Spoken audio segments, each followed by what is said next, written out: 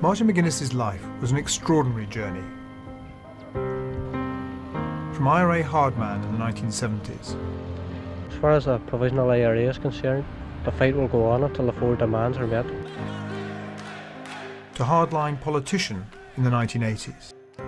At the end of the day, it will be the cutting edge of the IRA which will bring freedom. To uncompromising negotiator in the 1990s. The Unionists want their assembly. Well, we are not going to give them their new Stormont. And finally, Deputy First Minister, sharing power with his former enemy, Paisley.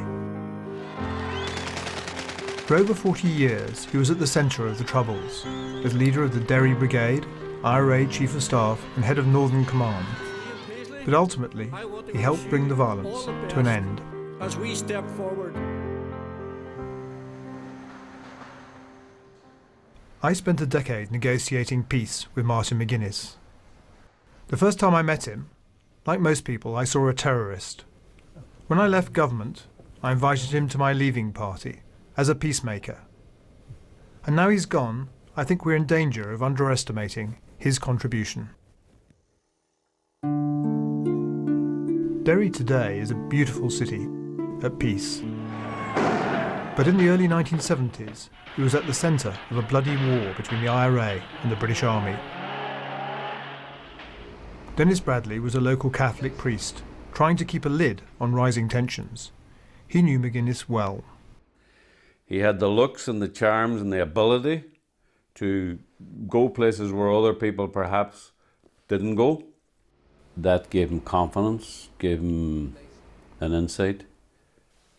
And then he discovered that he wasn't too bad at it, that he was as good as the rest at it, and perhaps even better, that he had a natural instinct for strategy and dynamics and politics. I believe Martin to explain to you.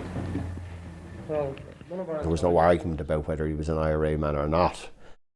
He was highly respected among the hard men. And the harder they were, the more the respect they had for him. So he was certainly on the tough side of the military campaign. I met him in June 1972 in Derry, and what was then Free Derry was behind the barricades. I was told that there were going to be talks with the British government, and I met Martin. That was the first time I met him, so it's 45 years ago, a long time.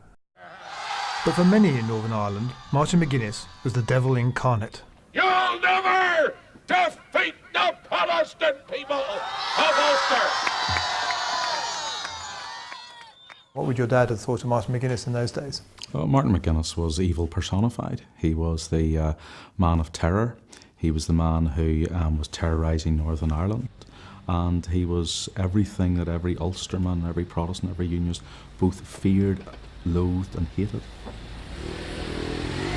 So when did the hard man change into a peacemaker, and why?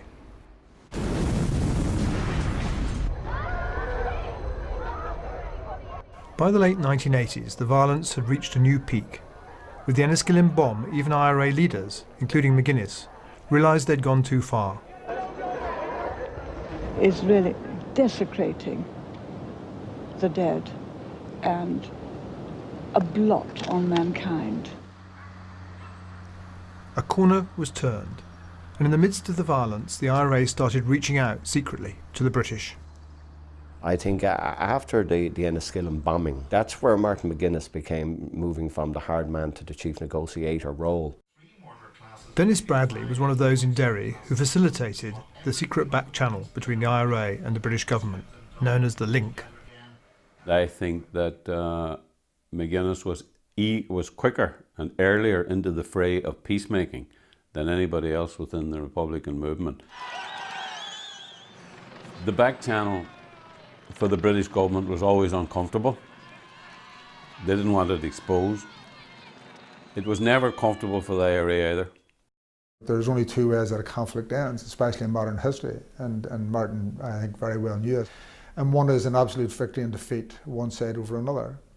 And if that is not possible, and in most modern history it hasn't been possible, then you discover that, negotiations are a part of where you go. In the end, the link collapsed because mistrust between the two sides was just too great. In 1996, the IRA went back to war with the Canary Wharf bomb. When Tony Blair came to government in 1997, he made peace in Northern Ireland his first priority. I first met Martin McGuinness here in Castle Buildings on the 13th of October 1997, along with Tony Blair. It was the first meeting between a British Prime Minister and Republican leaders since 1921. We arranged the meeting in a small windowless room so no one could take photographs of us meeting Republican leaders. I declined to shake hands with Martin McGuinness and Gerry Adams. Tony Blair was more sensible and shook them by the hand as he would anyone else.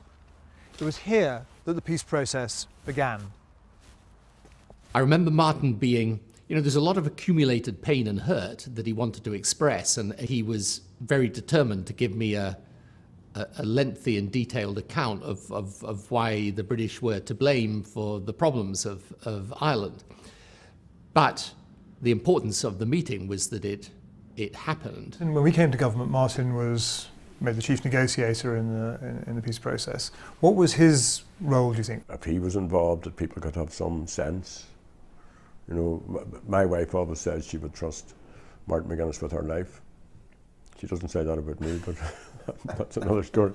So I suppose people had that sense of some confidence in him. You always felt, as a chief negotiator, that somebody had to sell this to the troops. If a deal was done with Martin, he could deliver, and he was the one who had to sell it. And I think that was the distinction.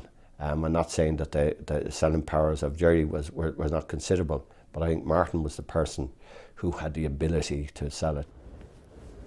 If it was hard making peace, it was even harder making it work.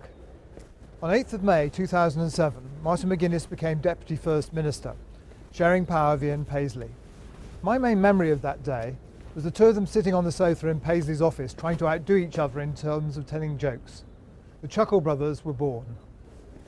We were a bit short of space, so we were nearly sitting on each other's knees, and Big Ian kind of tended to take up a fair bit of space. I mean, it was amazing how, if you were to, like a crack of a switch, to put a light on, that they seemed to have said, listen, we've been through all of this, you were on that side, I was on this side, terrible things happened, horrific things happened, the terrible legacy of the victims, which we all can never forget, but these people were prepared to give it a go. How do you manage to build a relationship with someone who had been, as you say, the personification of evil? The two of them did sit down and had a very, very private conversation. I was privy to part of that conversation where my father said to Martin, we can have a battle a day, we can fight every day with each other, we can make the community out there depressed, or we can actually hand in hand take this country forward and fight for what we believe in. Martin McGuinness risked not just his career but his life to make the power-sharing executive work. He achieved things as a politician he never could as a terrorist. Now he's gone, a new generation who weren't involved in the Troubles have to see if they can continue his legacy. I worry because, frankly, this process in Northern Ireland is still fragile, and unless there's a continual commitment by all the parties, including the British government, then it's at risk, frankly. We're past conflict, apart from a small number of people who are trying to draw us back into it, but they have no chance of achieving that. So I am very hopeful for the future. I think you have to be an optimist. I worked with Martin McGuinness for 10 years. At first I did so with grave reservations.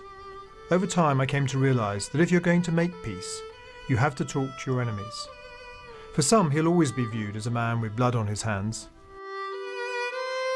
But I believe his legacy will be as the hard man who changed, to negotiate peace, and perhaps most importantly, to make peace work in practice. I ultimately take the view, if Martin McGuinness helped us achieve peace in Northern Ireland, do we then hate our opponents, or we end up recognising that without them, we actually couldn't have got to this place? In a way, his intrinsic nature never changed from the time he was in the Bogside to the time he was the Deputy First Minister. I think what changed was his deep-seated belief that the next generation had to live in a different environment from his. And that is really what impelled him then to become the greatest advocate and the practitioner of peace. He's from the bog side. That has never left him. To have been part of achieving peace and developing a peaceful way to bring that about, that's to me an achievement for a wee lad from the bog side.